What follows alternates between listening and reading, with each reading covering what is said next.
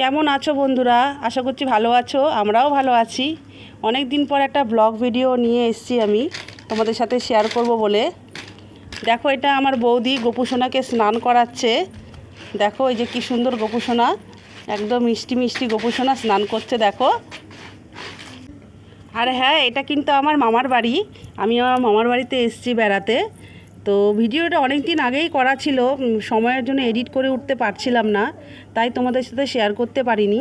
আমি এসেছি শান্তিপুরে আমার মামার বাড়িতে। তো দেখো এই যে আমার বৌদি গোপুসোনাকে স্নান করিয়ে দেখো সাজিয়ে গুজিয়ে সিংহাসনে বসিয়ে দিয়েছে। আর দেখো গোপুসোনাকে কি ভালো লাগছে। অনেক দিন পর মামার বাড়ি যাওয়া হয়েছে, বহু বছর যাওয়া হয় না, প্রায় 7-8 বছর পর আমি মামার বাড়ি গেলাম।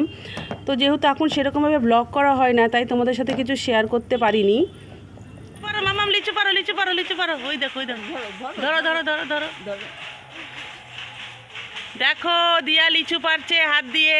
এই দেখো দিয়া হাতে লিচু পেয়ে গেছে। পারো, লিচু পারো, লিচু পারো। হ্যাঁ যা, পাতা পড়েছে, পাতা, লিচু পড়ি। নাও লিচু নাও। দেখো বন্ধুরা, এখানে কত কচু শাক হয়েছে। আমার মা কচু শাক কাটছে দেখো চাকু দিয়ে। দেখো এই যে কত বড় বড় কচু শাক হয়েছে এখানে।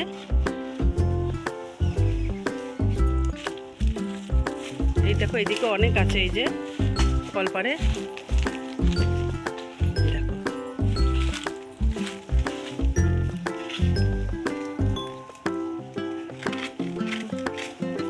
আজকে তোমাদের সাথে তাহলে কচু শাকের রেসিপিটাই শেয়ার করবো, বৌদি কী করে কচু শাক রান্না করে।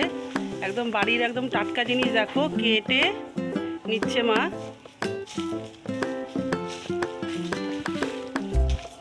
বাহ, অনেকগুলো তো হলো, মোটামোটাই বেশ আছে। বড় বড় বেছে বেছে কাটছো না? ওই যে ওইদিকে যে বড় বড় ছেড়ে দিয়ে আসলে।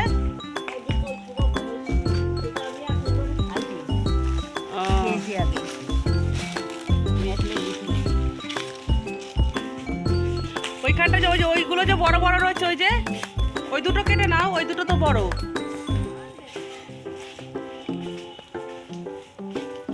এই দুটোও তো বড়।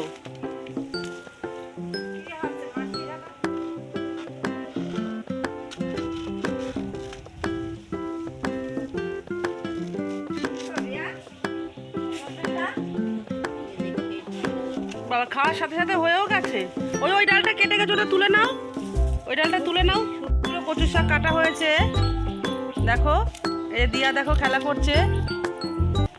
আমি এসেছি আমার মামার বাড়িতে শান্তিপুরে। তো এসে একদিনের ব্লগ করা হয়নি, আজকে ভাবলাম যে একটুখানি তোমাদের সাথে কিছু শেয়ার করি।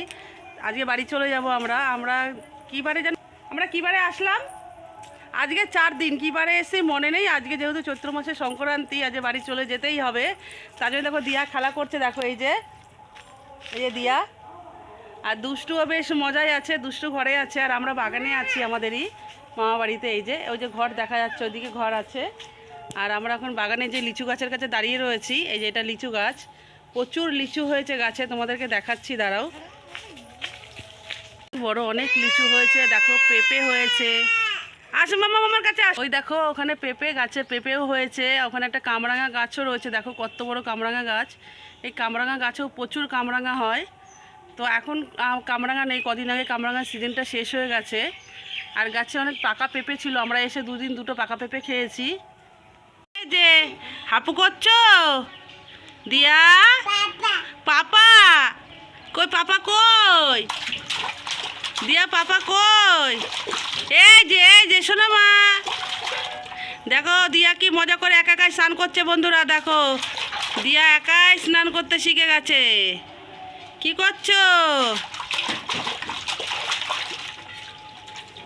দেখো বন্ধুরা, কচু শাক প্রায় কাটা হয়েই এসছে দেখো। আর ওই অল্প করে ডাঁটা রয়েছে, আবার মা কাটছে। এই যে আর এইটুকুনি রয়েছে দেখো, এখানে বালতিটার মধ্যে কাটা হয়েছে, আর ওইটুকুনি রয়েছে দেখো। এখনও অনেক কচু শাকই আছে দেখো এখানটায়, বেশি কিন্তু কাটেও নি, এখনও অনেক রয়েছে। ছোট ছোট চারাও দেখো বেরোচ্ছে। এই যে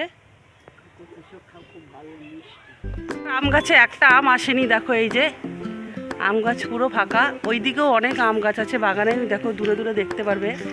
ওই দেখো পুরো যতদূর দেখতে পাচ্ছ, দেখো অনেক প্রচুর আম গাছ এইদিকে, এই যে, কিন্তু কোনো গাছে আম আসেনি এবার।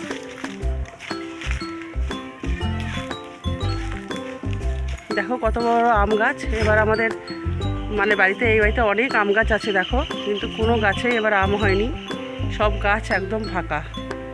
খালি লিচু গাছটাতে লিচু এসছে, আর ওদিকে একটা কাঁঠাল গাছ আছে দূরে আছে, ওই যে দূরে একটা কাঁঠাল গাছ আছে, তারও জুম করে দেখাই। ওই দেখো কাঁঠাল গাছ, খালি কাঁঠাল গাছে কত কাঁঠাল হয়েছে, কিন্তু আম টাম কিছু হয়নি।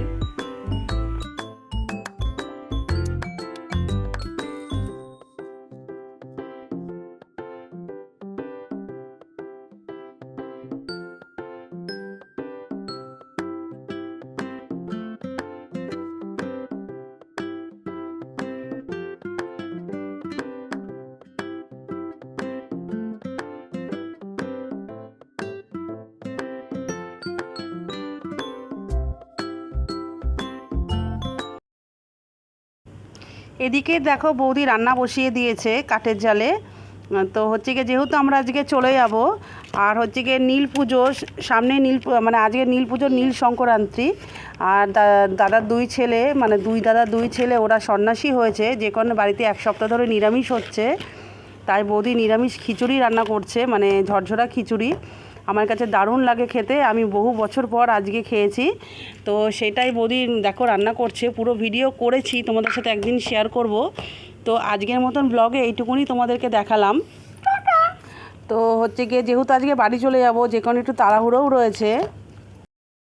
দুপুরে খাওয়া দাওয়ার পর আমরা পাশের বাড়ি গেছিলাম তাঁত বোনানো দেখতে। দেখো হাতে তাঁত বোনাচ্ছে, এখন এটা প্রায় বন্ধই হয়ে গেছে হাতে তাঁত বোনানো শান্তিপুরে, কারণ সবাই কি পারলুম না হ্যান্ডলুম বলে কি জানি, ওর মেশিনে করেই সবাই এখন তাঁতের শাড়ি বানায়। তো এনার কাছে শুধু দেখলাম যে উনি হাতে তাঁত বোনাচ্ছে, আর শুধু হাতেই না, তাঁতের শাড়ি বানাতে গেলে পায়েরও অনেক কাজ থাকে। আমি আজকে প্রথম দেখলাম, দেখো ওরা পা দিয়েও বেশ কীরকম করে করে, তাতেই শাড়িটা তৈরি হয়। শুধু হাতেরই কাজ নয়, পায়েরও কাজ রয়েছে, সেটা তো দেখে আমি একদম আজকে অবাক হয়ে গেছি। যদিও বা আগে তো ছোটোবেলায় যেতাম যখন, তখন প্রচুর দেখেছি, কিন্তু বিয়ের পরে তো আর যাওয়াই হয়নি, বহু বছরই বললাম তো তোমাদের যাইনি, যে কোনো সমস্ত কিছু হয়তো ভুলেই গেছিলাম। এই দেখো পা দিয়েও কিন্তু কাজ করছে, যেরকম হাতে কাজ হচ্ছে সেরকম কিন্তু পায়েও কাজ হচ্ছে। তো দেখার পরে তারপরে বিকেলের দিকে আমরা রেডি হয়ে গেছিলাম রওনা দেব বলে। তো এটা তো শান্তিপুরের ঐতিহ্য, তোমরা সবাই জানো তাঁতের শাড়ি, তার জন্যই তো শান্তিপুর বিখ্যাত। আমরা সবাই প্রায় জেনেই থাকি যে সবাই বলে শান্তিপুরের তাঁতের শাড়ি, শান্তিপুরের তাঁতের শাড়ি। তো দেখো সেই শাড়ি বোনানো হচ্ছে, সেটাই তোমাদের সঙ্গে একটু শেয়ার করলাম আমি।